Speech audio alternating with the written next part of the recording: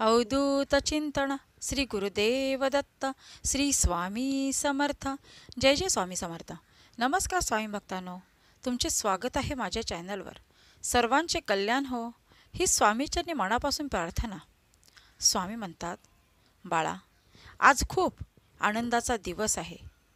तुला ज्याची गरज आहे तो संदेश आज तुझ्यासमोर आला आहे. बाळा, फक्त तो शेवटपर्यंत ऐक. तुला सर्व काही गोष्टींचा, सर्व पडलेल्या प्रश्नांचा उलगडा होईल. स्वामी म्हणतात, बाळा, नामस्मरण म्हणजे काय हा तुला पडलेला प्रश्न असेल. नामस्मरणाची शक्ती काय आहे आणि नामस्मरण केल्याने आपल्या आयुष्यात काय घडते. ईश्वराची भेट घडवण्याचे आणि भेटलेल्या ईश्वराच्या सतत संपर्कात राहण्याचे माध्यम म्हणजे नामस्मरण. जर तुम्हाला देवाची ओळख व्हावी असे वाटत असेल तर अखंड नामस्मरणाला पर्याय नाही. वासरू घेऊन गेले की गाय जशी पाठीमागून आपोआप येते, त्याप्रमाणे नाम घेतले की परमेश्वर त्या नामापाठोपाठ आपल्या जवळ येतो. श्री स्वामी समर्थ या मंत्राच्या अखंड नामस्मरणाचा आपल्याला छंद लागला पाहिजे.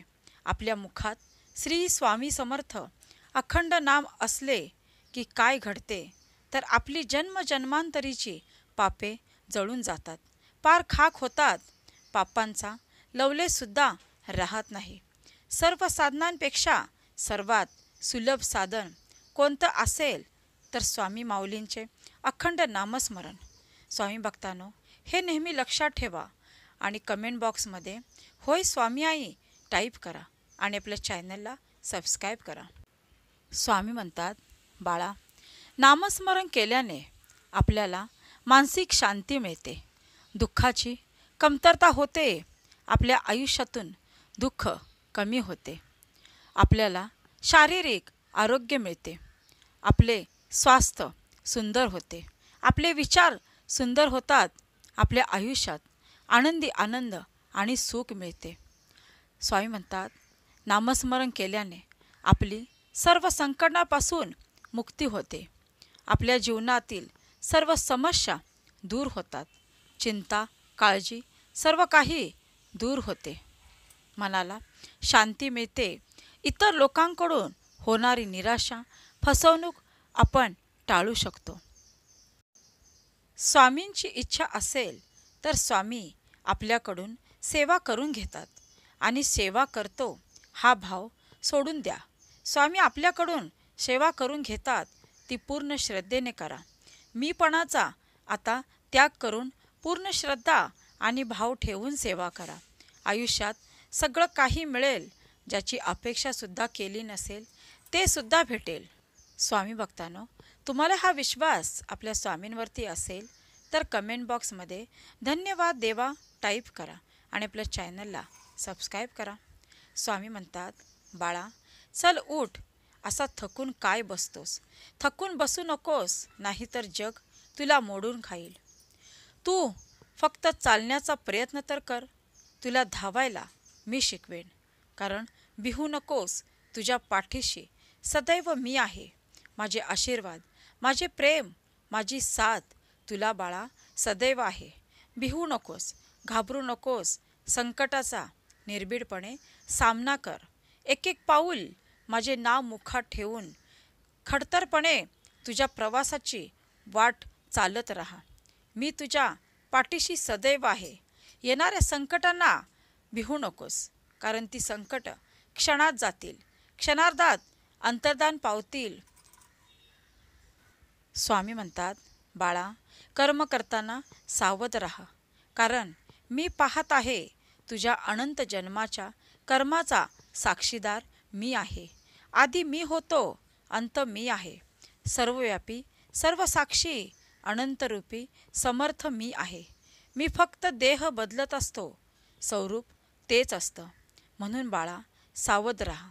सर्व इथेच राहणार आहे, पण बाळा, तुझ्याबरोबर अनंताच्या प्रवासाला मीच बरोबर चालणार आहे. एकच शाश्वत, एकच सत्य, फक्त मी आणि मी आहे.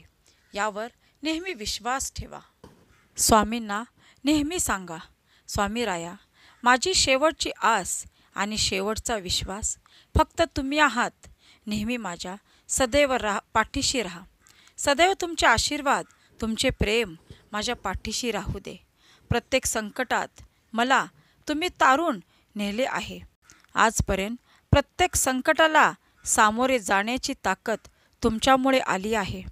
प्रत्येक दुःखात तुमची साथ मिळाली आहे.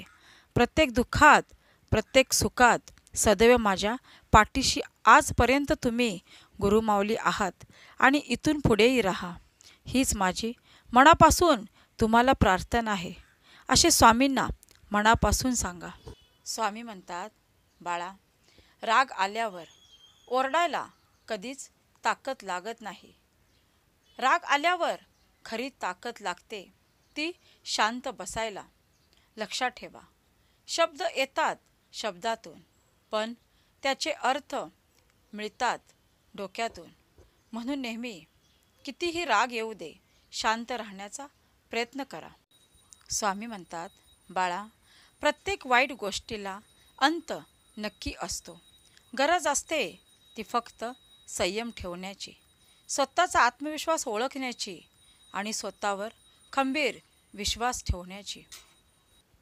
स्वतःवर संयम ठेवायला शिका. समोरचा तुम्हाला कितीही तुमचे मन दुखावू दे, तुम्ही शांत राहण्याचा प्रयत्न करा. त्यालाच त्याचे उत्तर मिळेल. बाळा, त्याने तुझ्याबद्दल कितीही जगाला ओरडून सांगितले की तू कसा आहेस, तरी बाळा निश्चिंत राहा. कारण तुझा स्वभाव आणि तू कसा आहेस हे फक्त मी जाणतो. निश्चिंत राहा. त्याने कितीही तुला काहीही बोलू दे, तुला प्रत्युत्तर द्यायचे नाही. कारण वेळ त्याची आहे, तुझी नाही. जेव्हा त्याची वेळ येईल तेव्हा त्याला आपोआप समजेल की काय बरोबर काय चूक. पण आपण कोणालाही अपशब्द करायचा नाही.